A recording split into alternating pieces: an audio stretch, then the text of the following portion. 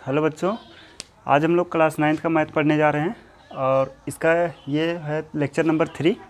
और उसमें हम लोग पढ़ रहे थे कौन सा बहुपद है ना, जिसमें हम लोग एक्सरसाइज 2.2 का लगभग कहाँ तक 2 तक कर लिया था ना। क्वेश्चन नंबर 2 तक हो गया था और अभी हम लोग क्वेश्चन नंबर 3 पे आएंगे। और क्वेश्चन नंबर 3 जो है वो देख लेते हैं पहले है क्या। क्वेश्चन नंबर 3 में देखा जाए तो वैसे कितने 8 क्वेश्चन दिए हैं ना। तो उसमें से पहला जो है वो इस तरह से लिखा है कि P X is equal to 3x plus 1 और यहाँ पे लिखा है कि x इजक्वल टू माइनस का 1/3। ठीक, और इसमें सवाल इस तरह पूछा गया है, कह रहा है कि सत्यापित कीजिए कि दिखाए गए मान निम्नलिखित स्थितियों में संगत बहुपद के शून्यक हैं। यानी ये वाला शून्यक जो है इसका बहुपद है या नहीं है। तो इसको चेक करने के लिए कैसे करते हैं, हमें पता है शून्यक वह होता है जिसका मान इस बहुपद में रखने से इस बहुपद का मान 0 हो जाए, तो उसी को हम शून्य कह देते हैं। तो देखें क्या इस x बराबर -1/3 रखने से इसका मान 0 होता है। तो यहाँ पे 3 ऐसे रहा, x की जगह पे -1/3 और प्लस का 1। अब ये इन दोनों का अगर देखा जाए तो कैंसिल हो सकता है, 3 -1 बचा और प्लस का 1 बचा, यानी 1 - 1 0 हो गया है ना। तो यानी p इजक्वल टू -1/3 पे इस बहुपद का मान 0 हो गया। यानी कि हम कह सकते हैं ये जो x बराबर -1/3 दिया है इस बहुपद का शून्यक है। यही चीज़ यहाँ लिख देंगे कि x is equal to -1/3 comma P X का शून्यक है। समझ गए ना। हमको ऐसे ही चेक करना है कि जो बहुपद दिया है और उसके बगल में जो शून्यक दिया है क्या वो उसका शून्यक है या नहीं है, यही चेक करना है। तो इसके लिए ऐसे ही चेक करेंगे। ऐसे ही एक दो क्वेश्चन और देख लेते हैं। जैसे इसमें सेकंड वाला ही क्वेश्चन देखें तो इसमें लिखा हुआ है P X is equal to 5x minus pi और यहाँ पे लिखा है x इजक्वल टू 4/5। इसमें चेक करना है कि क्या x इजक्वल टू 4/5 इसका एक शून्यक है। तो हमें ऐसे तो नहीं पता चलेगा ना, हम इसको रखेंगे यहाँ x की जगह पे और देखेंगे अगर इसका मान 0 हो गया तो हम कहेंगे हाँ इसका शून्यक है, और नहीं हुआ तो कहेंगे नहीं है। जैसे यहाँ से p x की जगह पे 4/5 लिखना है बराबर 5 गुणे, अब यहाँ पे हो जाएगा 4/5, x की जगह पे यही रखना है 4/5 माइनस पाई। अब पाई तो कांस्टेंट है, ऐसे रहेगा 5 माइनस पाई, ये 5 कैंसिल हो जाएगा और यहाँ बचेगा 4 माइनस पाई, यानी p और 4/5 ये क्या हुआ, यहाँ पे 0 नहीं हो रहा है ना।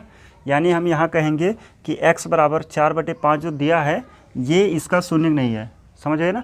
क्यों नहीं है, क्योंकि इस बहुपद का मान 0 नहीं हो रहा है, इसीलिए ये क्या है इसका शून्य नहीं है। तो सीधा सीधा लिख देंगे x is equal to 4/5 comma P X का शून्यक नहीं है। आसान है ना, एकदम आसान है, समझ सकते हो। हमें बस रख के चेक करना है कि अगर 0 हो जाए तो कहेंगे शून्यक है, नहीं हुआ तो कहेंगे नहीं है ना। इसी तरीके से अगर हम और क्वेश्चन देखें, इन दोनों को आपको नोट कर लेना है ना। और अगर शुरू से देख रहे होगे, लेक्चर 1 से अगर देख रहे होगे तो पूरा हमने चैप्टर 2 का एकदम स्टार्टिंग से पढ़ाया है और बढ़िया से नोट बना सकते हो, है ना। तो नोट ज़रूर बनाएं। अभी हम लोग क्वेश्चन नंबर 3 का ही और देखेंगे क्योंकि इसमें 8 क्वेश्चन दिए हैं, है ना। तो अभी हम इसका जो है 3rd नंबर ले रहे हैं। तो यहाँ पे 3 का 3 इस तरह से। तो यहाँ लिखा है P X is equal to x² -1 और इसमें x इजक्वल टू 1 और -1 दिया हुआ है। यानी इसमें x की दो वैल्यूज दे दी गई हैं। वैसे भी हमें पता है इस बहुपद का जो ये इसका घात कितना 2 है, यानी ये द्विघात बहुपद है ना। अब द्विघात बहुपद है तो उसका शून्य की संख्या कितनी होगी 2, है ना। तो इसीलिए दो शून्य यहाँ पे दिया हुआ है। अब चेक करना है कि ये दोनों शून्य इसी के हैं या नहीं हैं।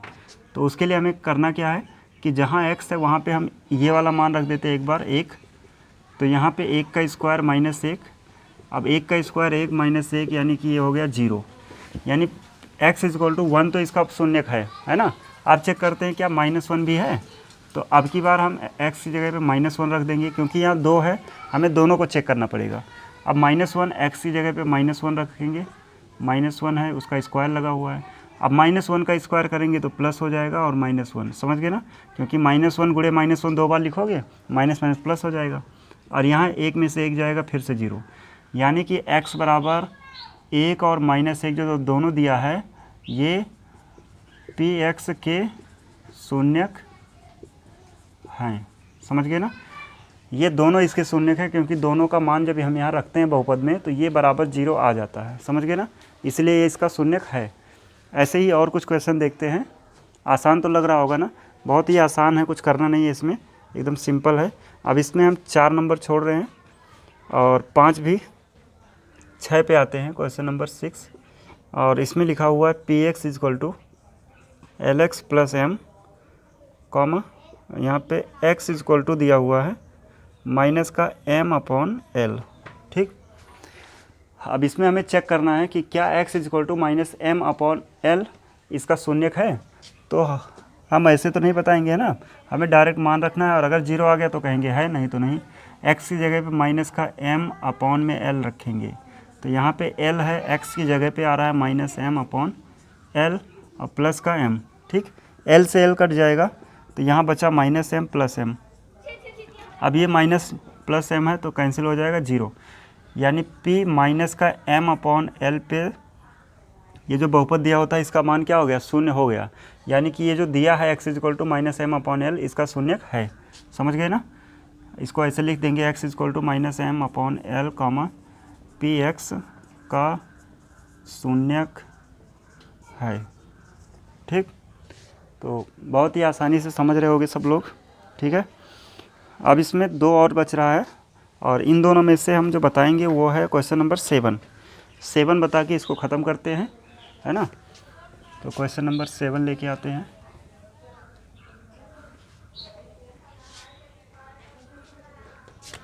थर्ड का 7 नंबर देखो, यहाँ पे लिखा है px =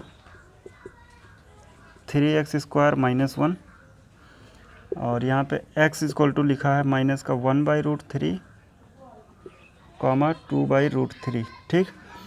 अब इसको देखा जाए तो देखो यहाँ पे ये भी एक द्विघात बहुपद है, तो इसके शून्यकों की संख्या 2 होगी, ठीक। तो अब हमें दोनों को चेक करना है, अगर दोनों इसके बहुपद होंगे तो कहेंगे हाँ है, अगर नहीं होगा तो नहीं कहेंगे, है ना।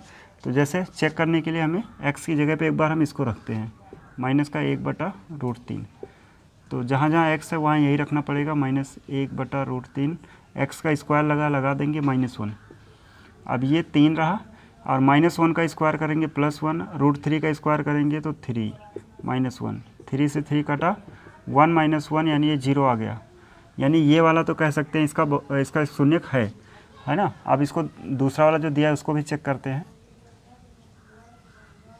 = यहाँ पे x की जगह पे अब की बार रखना है 2/√3, इसका स्क्वायर -1, इसको सॉल्व किया जाए तो 3 × अब की बार 2 है, यहाँ 2 का स्क्वायर करेंगे तो 4, और नीचे 3 -1, ये दोनों कैंसिल हो जाएगा, तो यहाँ 4 - 1 यानी 3 आ गया।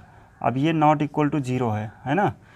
तो इसमें जो दोनों शून्यक दिए हुए थे, एक तो है शून्यक इसका, एक नहीं है, तो फाइनली अगर देखेंगे तो कह देंगे कि ये जो है इसके शून्यक नहीं है, समझ गए ना, क्योंकि हमें इसके 2 शून्यक है तो दोनों होना चाहिए था, एक है तो एक से थोड़ी नहीं होता है, हमें दोनों को चेक करना था, ठीक है ना।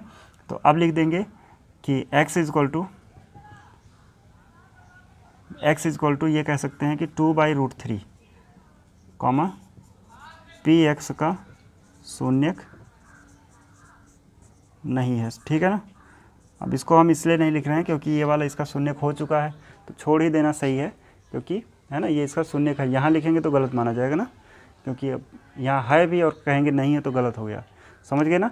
तो इस तरह से क्वेश्चन नंबर 3 का हमने पूरा देख लिया है, बहुत ही आसान था। अब इसी एक्सरसाइज के क्वेश्चन नंबर 4 पे आते हैं, और 4 नंबर क्वेश्चन में लिखा हुआ है निम्नलिखित स्थितियों में से प्रत्येक स्थिति में बहुपद का शून्य ज्ञात कीजिए। देखो उसी से रिलेटेड क्वेश्चन है ना, अब की बार हमें शून्य कह रहे हैं निकालो। ये पहला क्वेश्चन ऐसे है x + 5, अब इसका शून्यक हमसे कह रहे हैं। अभी पिछले क्वेश्चन में देखे थे तो उसका शून्यक बगल में दिया होता था, और हमें चेक करना था कि ये इसका शून्यक है कि नहीं है। तो अब यहाँ पे निकालना है, तो सोचो यहाँ पे x का ऐसा कौन सा मान रख दिया जाए जिसके लिए ये वैल्यू पूरा क्या हो जाए, शून्य हो जाए, तो भी तो हम शून्य निकाल पाएंगे। तो वैसे सोचना हो तो अगर x = हम कह सकते हैं -5, x की जगह अगर हम -5 रख दें तो -5 + 5 मिलके क्या हो जाएगा, 0 हो जाएगा और यही इसका शून्य बन जाएगा, ठीक है ना। लेकिन इसको प्रोसेस वाइज निकालते हैं तो कैसे निकालेंगे वो देखते हैं। इसमें हमें इसका शून्य निकालना है, यानी x का वह मान निकालना है जिसके लिए px क्या हो जाए, 0 हो जाए। तो हम यहाँ पे px को ही 0 कर देंगे, 0 बराबर x + 5, x + 5 = 0। और यहाँ से x का मान निकालना है तो 5 को इधर भेजना पड़ेगा, है ना। तो ये प्लस है, इधर आएगा तो कैसा हो जाएगा, माइनस, है ना। यानी x = क्या हो गया, -5। यही इसका शून्य बन जाएगा, समझ गए ना। यानी शून्य निकालना बहुत ही आसान है। अब ऐसे ही एक क्वेश्चन और देख लेते हैं। ये जो था ये पहला क्वेश्चन था, अभी हम लोग इसका दूसरा देखेंगे। दूसरा क्वेश्चन, अच्छा दूसरा तो है एक जैसा, इसी के जैसा है, ठीक है ना। बस यहाँ माइनस लगा हुआ तो ये इसका +5 आ जाएगा, कर सकते हो। तो यहाँ पे हम जो इसका ले रहे हैं क्वेश्चन नंबर 3 ले रहे हैं, ठीक। ये लिखा हुआ है px = 2x + 5। अब इसका शून्य हमसे पूछा गया है ना, तो हमें पता है शून्य निकालना है, तो यानी x का कौन सा ऐसा मान होगा जिसको यहाँ रखने से ये पूरा 0 हो जाएगा, समझ गए ना। तो उसके लिए क्या करना होता है, पहले px को ही 0 करना होता है। अब ये 0 हो गया तो यहाँ पे 0 = 2x + 5, या इसको इस तरह लिख लो 2x + 5 = 0। ये दोनों बात एक ही है, समझ गए ना, ऐसे लिख लो। या यहाँ से आप करेंगे 2x = अब ये 5 इधर आएगा तो उधर था प्लस में, इधर आया -5 हो गया ना, समझ गए। अब ये 2 जाएगा नीचे, तो यहाँ से जब 2 नीचे जाएगा तो ये हो जाएगा x = -5/2। यहाँ 2 मल्टीप्लाई में था, इधर आया डिवाइड हो गया, x = क्या आ गया, -5/2। अब ये देखो यही वो मान है जिसको हम यहाँ रखने से, है ना, यहाँ रखेंगे तो क्या हो जाएगा, px = क्या हो जाएगा, 0 हो जाएगा, समझ गए ना। तो इसी को हम शून्य कहते हैं। यानी जो px का एक शून्य आ गया वो क्या है, x = 5 और /2, समझ गए ना। तो ये अभी हमने इसका 2 क्वेश्चन देखा है। ऐसे ही अगर हम और देखें तो इसमें से क्वेश्चन नंबर 4 जो है सेम है, इजी है। और अभी हम क्वेश्चन नंबर 5 देखने जा रहे हैं, तो इसको मिटा देते हैं यहाँ से।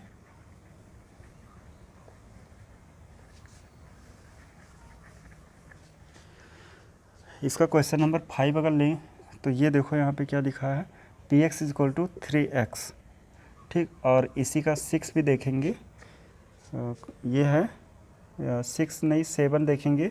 6 बहुत ही आसान है, उसको कर पाओगे।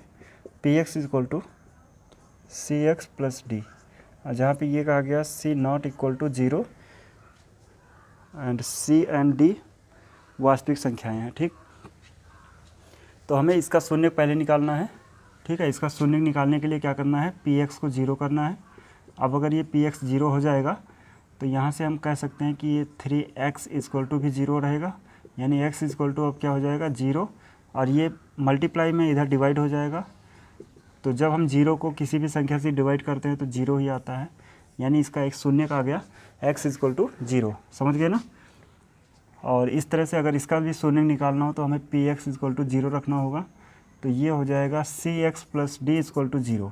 cx + d वैसे है, px को हमने 0 कर दिया। अब यहाँ से किसका x का मान निकालना है तो यहाँ से cx यही रहेगा और d इधर आएगा तो -d, और ये जो है x = -d और /c, ठीक है। तो ये इसका क्या है, इसका एक शून्य निकल के आ गया, x = -d /c। अगर यही मान हम यहाँ x की जगह पे रख दें तो क्या हो जाएगा, px का मान 0 हो जाएगा, इसलिए x = -d/c इसका एक शून्य हो गया, समझ गए ना। तो इस तरह से शून्य निकालना तो बहुत ही आसान है, निकाल सकते हैं। कोई भी क्वेश्चन रहेगा तो उसमें जो भी यहाँ बहुपद दिया है उसी को 0 कर देना है। अब बाकी ये जो समीकरण बनेगा, जैसे ये बन गया, इसको सॉल्व करके हम उस वेरिएबल का मान निकाल लेंगे जो उसमें रहेगा, समझ गए ना। तो कोई भी शून्य निकल जाएगा। अब इस तरह से देखें तो ये एक्सरसाइज 2.2 है ना, ये यहाँ पे कंप्लीट होता है। और अब हम लोग आगे देखेंगे। अच्छा, इस एक्सरसाइज के ख़त्म होते ही तुरंत लिखा हुआ है शेषफल प्रमेय, है ना। यानी अब आगे हमें जो पढ़ना है वो यही है, शेषफल प्रमेय, है ना। तो ये देखेंगे क्या होता है शेषफल प्रमेय, और उसके बाद इसके बाद वाली एक्सरसाइज हम लोग करेंगे। तो इसको मैं अगले लेक्चर में बनाऊंगा, है ना।